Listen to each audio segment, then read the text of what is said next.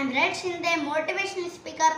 आज हम बात करने वाले हैं कैमरॉन सी टेलर के द्वारा लिखी गई पुस्तक बनो महान का पहला गुण साहस के बारे में, जिसमें बताया गया है कि जो डर रहता है वो सिर्फ हमारे मन में रहता है, मस्तिष्क में रहता है कि हम इस कार्य को कैसे करेंगे।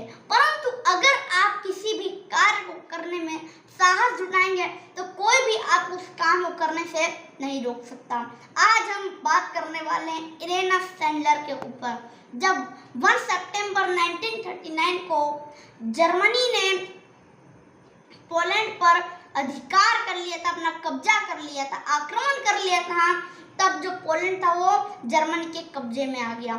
अब क्या हुआ कि जो पोलैंड के यहूदी थे, अब 4 लाख से कहीं अधिक यहूदियों को जर्मनी ने कैद खाने में कैदी बना के रख लिया था। और जो उस कैद खाने की दीवारें थी वो तार थे वहां पर, जिसकी वजह से कोई भी उस दीवार के ऊपर से भी बाहर नहीं निकल पाता था। अब क्या होता था कि जो भी निकलता था उसे मौत का मुंह देखना पड़ता था। कोई जो द्वार था, देश के चप्पे चप्पे पर लोग जो थे, जर्मनी के लोग, जो जर्मनी के सैनिक थे, सोल्जर्स थे, नौजवान थे, वहां पर खड़े रहते थे, तो कोई भी वहां से बाहर निकलकर नहीं जा पाता था। अब क्या हुआ कि कई ऐसे लोग निकले जिन्होंने क्या करा कि उनकी लोगों की हेल्प करी उन्हें बाहर निकालने, परंतु वो पकड़े गए और उन्हें सजा दी गई और उन्हें भी मौत का मुंह देखना पड़ा।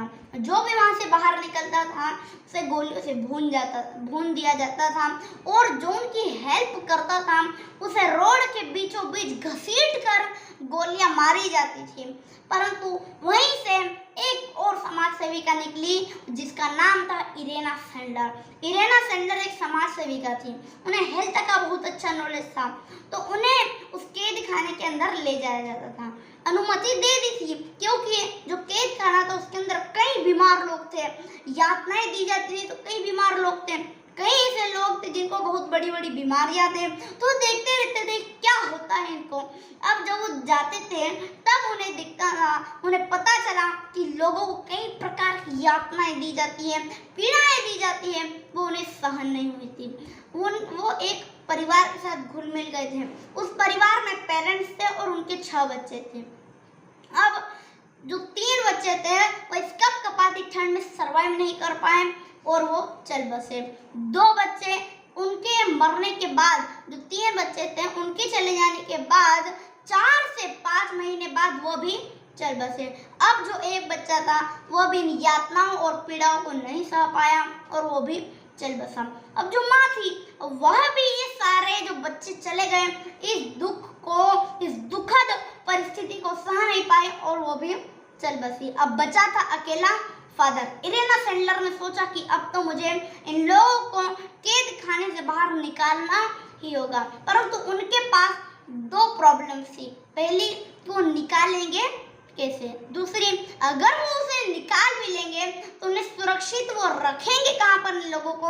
अगर उन्हें निकाल भी लेंगे तो ये लोग सुरक्षित कहाँ पर रहेंगे? ये 2 प्रॉब्लम्स उन्होंने सॉल्व करने की कोशिश की। अब वो क्या करते थे कि जो पोलैंड के लोग थे वो बहुत दयावान थे, दयालु थे, तो वो शरण दे देते थे। दूसरी प्रॉब्लम सॉल्व हो गई, पर अब ले कैसे जाए?